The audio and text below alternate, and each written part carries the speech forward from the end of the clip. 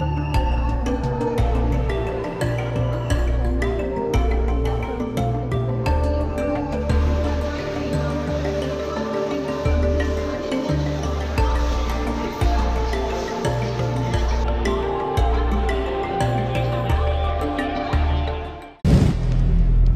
आप भी लेना चाहते हैं देश दुनिया की तमाम जानकारी तो आज ही सब्सक्राइब करें हमारे चैनल को। साथ ही नीचे दिए बेल आइकन को जरूर दबाएं ताकि हर अपडेट आप तक पहुंच सके।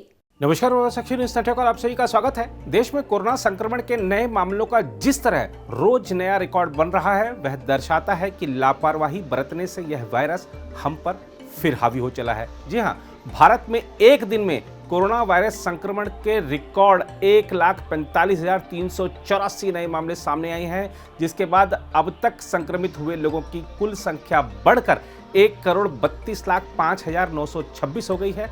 स्वास्थ्य मंत्रालय के शनिवार सुबह के आंकड़ों के अनुसार उपचाराधीन लोगों की संख्या करीब 6.5 महीने बाद फिर से 10 लाख से अधिक हो गई है।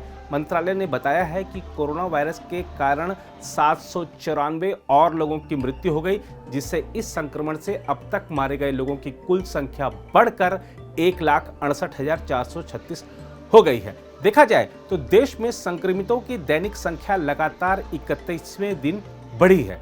दूसरी ओर भारत में सर्वाधिक मामलों के लिहाज से महाराष्ट्र अब भी पहले नंबर पर बना हुआ है। महाराष्ट्र में पिछले 24 घंटों में कोरोना वायरस संक्रमण के 58,993 नए मामले सामने आए, जिसके बाद संक्रमितों की कुल संख्या बढ़कर 32,88,540 हो गई। स्वास्थ्य विभाग ने बताया कि इसके साथ ही महामारी से 301 और मरीजों की मौत हो गई, जिससे मृतकों की संख्या 57,329 पर पहुंच गई।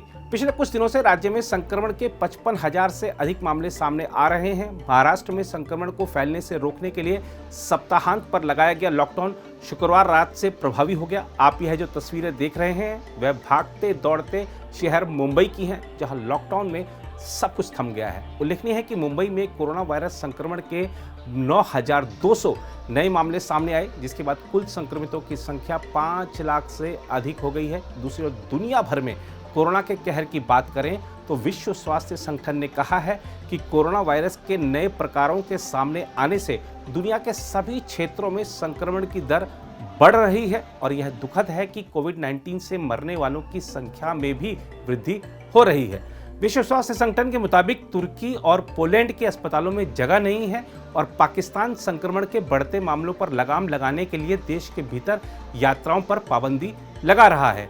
अन्य देशों के मुकाबले थाईलैंड में स्थिति बेहतर थी, लेकिन अब वहां भी संक्रमण के मामले बढ़ रहे हैं। यही नहीं, उन देशों के अस्पतालों में भी कोविड-19 मरीजों की संख्या और महामारी से होने वाली मौत की दर बढ़ रही है, जहां टीकाकरण अभियान गति पकड़ रहा है।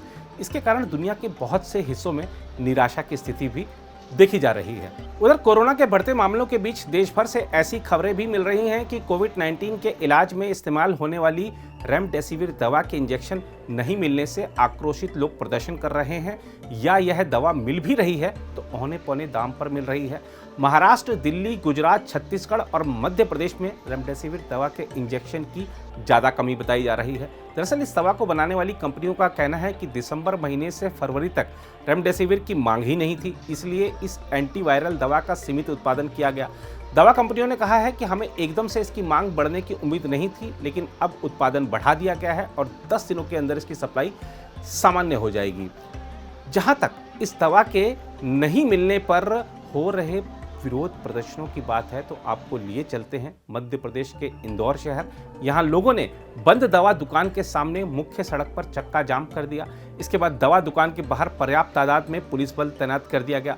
चश्मदीदों ने बताया कि कोविड-19 के मरीजों के परिजन रेमडेसिविर के इंजेक्शन मिलने की उम्मीद में दवा बाजार की एक दुकान के सामने सूर्योदय के बाद से डट गए थे, लेकिन संचालक ने दुकान ही नहीं खोली। दवा दुकान के बंद दरवाजे पर पोस्टर चिपका था, रेमडेसिविर इंजेक्शन उपलब्ध नहीं है। चश्मदीदों के मुताबिक जब देर तक दवा दुकान नहीं खुली तो इसके बाहर बड़ी संख्या में जमा लोगों के सब्र का बांध एकाएक टूट गया और उन्होंने मुख्य सड़क पर चक्का जाम कर दिया। मैं कल भी लाइन में लगी हुई थी, कल दिन भर लगी रही। आज सुबह 7 साढ़े 7 बजे से वापस यहाँ लगी हुई हूँ।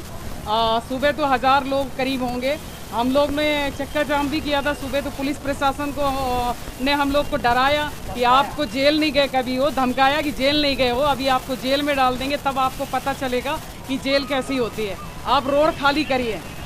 और कोई हमें सपोर्ट नहीं किया गया, लगातार हमें डराया जा रहा है। CSP मैडम भी आई थी, उन्होंने आधे घंटे का टाइम मांगा था कि आधे घंटे का टाइम दो, मैं कुछ व्यवस्था करती हूँ। तुलसीराम सिलावट जी को भी फ़ोन किया गया, उनकी तरफ से भी कोई आश्वासन भरा, ना तो जवाब आया है ना वो क्षम आए।